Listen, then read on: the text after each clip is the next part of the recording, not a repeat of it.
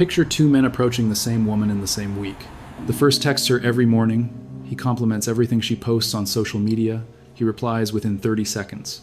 When she asks where he wants to go for dinner, he says, "Whatever you want, I'm happy anywhere." The second has his own schedule. He sometimes replies late because he's deep in a personal project.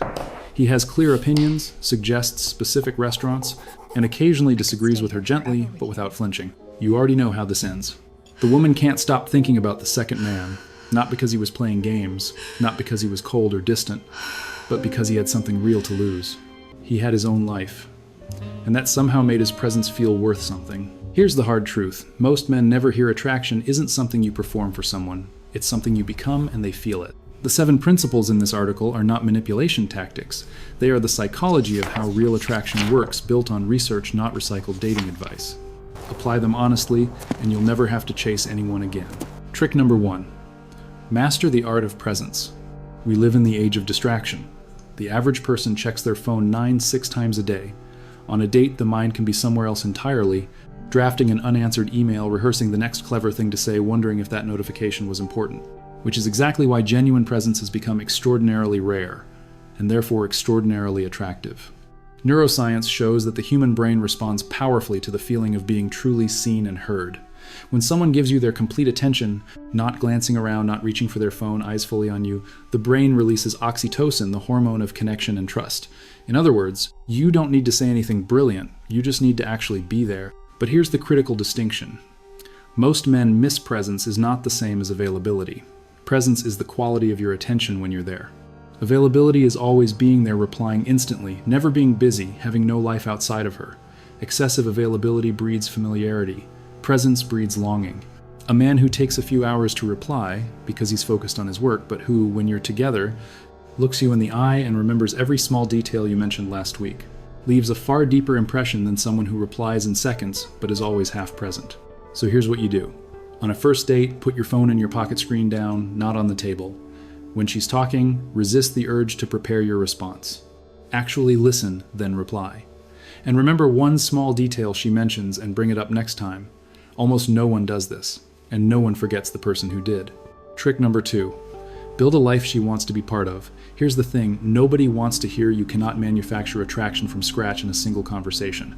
Attraction doesn't come from saying the right thing at the right moment. It comes from who you are when no one is watching. From the life you're building, the passions you're pursuing, the people you choose to surround yourself with. All of that, invisibly but unmistakably, creates something the woman sitting across from you can sense within the first few minutes. Women are drawn by deep instinct to men with purpose, passion, and their own community. Not because they're running you through a checklist, but because a man with a full life naturally radiates a confidence that requires no performance. But this is where most men get it wrong. They confuse bragging with genuine sharing. Bragging sounds like I just closed a big deal this week. Genuine sharing sounds like I'm working on this project around X. It's stressful sometimes, but the feeling of actually making progress is kind of addictive. The first reads like a resume, the second opens a window into your real life, and people want to look through it. You don't need to be interesting in the Instagram sense. No need to have visited 12 countries or play 3 instruments. You just need to be genuinely invested in something. Read seriously. Train in a sport. Build a side project. Maintain friendships where people actually show up for each other. A life with depth, however ordinary it looks from the outside, will always be more magnetic than a life that's glossy but hollow. Trick number 3. Master the push-pull dynamic. Here's a truth that makes most people uncomfortable. The brain doesn't get addicted to things that feel consistently good. It gets addicted to things that feel unpredictably good. This is the neuroscience of dopamine. When a reward is guaranteed, the brain stops getting excited about it. When a reward is intermittent, sometimes there, sometimes not, dopamine spikes harder every single time it arrives. Slot machines are built on this principle, and so unintentionally are most early-stage romantic dynamics. The push-pull dynamic works the same way. You move close, genuine warmth, a moment of real connection, and then you pull back slightly. Not out of cruelty, but because you have your own frame, your own opinions, your own world. That rhythm of closeness and distance creates a low hum of tension that the brain interprets as excitement. In practice, it looks far less dramatic than it sounds. It's playful, teasing, followed by genuine interest. It's a moment of vulnerability followed by confident self-assurance. It's being the first to suggest a second date, but having a full week before you're available for it. When she teases, you don't deflect or over-explain. Agree playfully, then redirect with confidence. Don't make yourself fully readable in the first few dates. Share genuinely, but leave threads she wants to pull on. Let her close the gap sometimes. One important line to draw here: push-pull is not the same as hot-cold manipulation. Blowing hot one day and going cold the next to create anxiety is not tension, it's damage. Push-pull invites. Manipulation punishes. One builds attraction, the other builds resentment. Know the difference and never cross it. Trick number 4. Be the man with standards. Most men believe that having high standards makes them seem arrogant or that it will drive women away. The opposite is true. A man who knows what he wants is one of the rarest things a woman will encounter. Standards are not about being difficult. They're not about withholding approval or making someone earn your attention. Standards are simply the result of a man who has spent enough time with himself to know what actually matters to him in a relationship, in a person, in his own life. And women feel the difference immediately.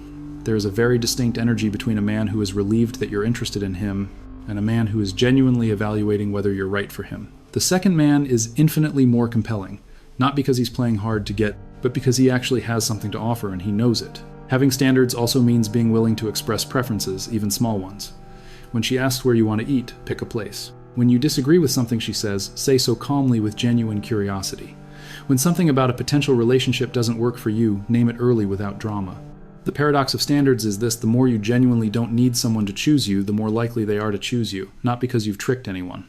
But because self-assurance is one of the most attractive qualities a human being can possess, it signals stability, it signals safety, and it offers the rare gift of being around someone who isn't quietly asking you to complete them.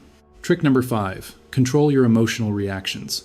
There is a moment in almost every early relationship where a man gets tested, not deliberately, not maliciously, but inevitably. She cancels last minute. She's cold one day for no apparent reason. She says something slightly provocative to see how you respond. Most men fail this moment completely. They over-explain, over-apologize, or swing the other way and react with visible frustration. Both responses send the same signal: this man can be destabilized. And a man who can be easily destabilized does not feel safe to build something with. The man who stays calm when everyone else panics is always the most powerful person in the room. Emotional regulation is not emotional unavailability. A man who never feels anything detached, cold, unreachable is not attractive. He's exhausting in a different way.